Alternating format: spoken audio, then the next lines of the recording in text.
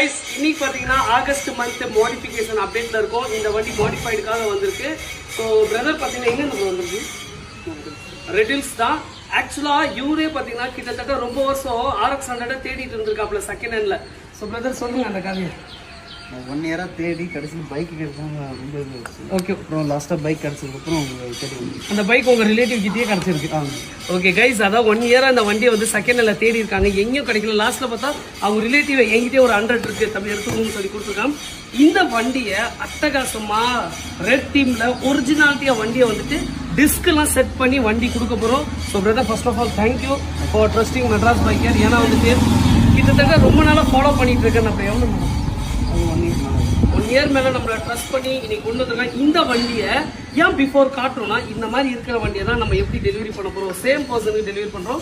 So guys stay tune. முடிஞ்ச அளவுக்கு one of the best 100 நம்ம எல்லாத்துக்கும்